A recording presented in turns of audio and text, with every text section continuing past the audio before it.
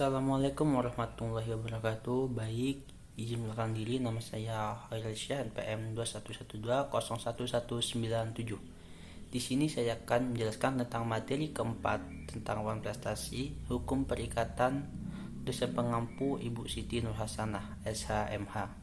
Apa itu Wan Prestasi? Wan Prestasi adalah tidak dipenuhi prestasi atau kewajiban dalam suatu perjanjian. Menurut KBBI, pengertian prestasi artinya salah satu pihak bersepakat dalam perjanjian memiliki prestasi buruk akibat dari kelalaiannya. Lalu, hal apa saja yang menjadi wan prestasi? Yang pertama, debitur tidak memenuhi prestasi sama sekali. Lalu yang kedua, debitur lambat melakukan prestasi. Dan yang ketiga, melakukan prestasi tetapi kurang tepat. Nah, jika sudah prestasi, apa akibatnya?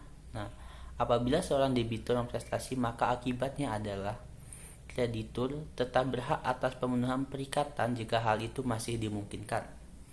Lalu yang kedua, kreditur juga mempunyai hak atas ganti kerugian baik bersamaan dengan pemenuhan prestasi maupun sebagai gantinya pemenuhan prestasi.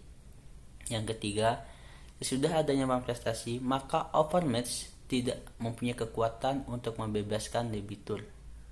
Nah, yang terakhir nih, pada perikatan yang lahir dari kontrak timbal balik, maka wan prestasi dari pihak pertama memberi hak kepada pihak lain untuk meminta membatalkan kontrak atau perjanjian oleh hakim, sehingga penggugat dibebaskan dari kewajibannya dalam gugatan pembatalan. Kontrak ini dapat juga dimintakan ganti kerugian. Nah, selanjutnya sanksi bagi debitur yang wan prestasi. Yang pertama, kreditur yang menderita kerugian karena debitur yang wan prestasi dapat memilih berbagai kemungkinan, antara lain: 1. Kreditur dapat minta pelaksanaan perjanjian walaupun terlambat. Yang kedua, kreditur dapat minta ganti rugi. Yang ketiga, kreditur dapat minta pelaksanaan perjanjian disertai ganti kerugian sebagai akibat lambatnya pelaksanaan perjanjian tersebut.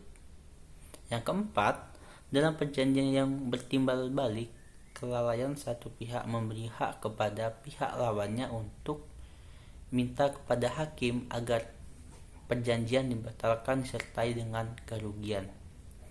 Hak ini diberikan langsung oleh pasal 1266 KUH Perdata yang menetapkan tiap perjanjian bilateral selalu dianggap telah dibuat dengan syarat bahwa kelalaian satu pihak akan mengakibatkan pembatalan perjanjian, akan tetapi pembatalan mana harus dimintakan kepada hakim.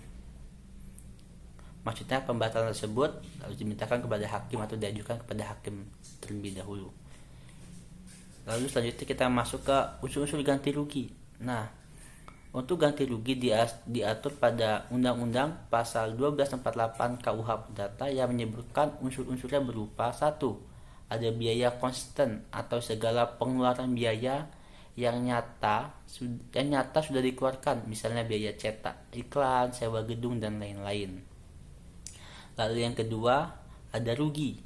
Ialah kerugian karena kerusakan barang milik kreditur akibat kelalaian debiturnya.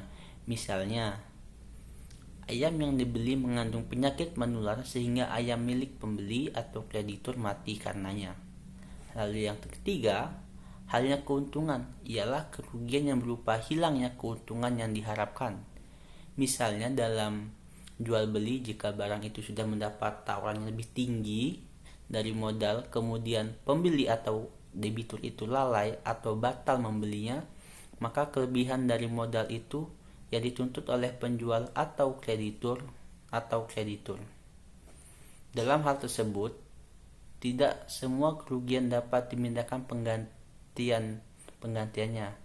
Undang-undang sendiri mengadakan penetapan pembatasan dengan dapat dikira-kirakan pada waktu janji dibuat atau devotion, dan sungguh-sungguh dapat dianggap sebagai akibat langsung dari kelalaian debitur saja.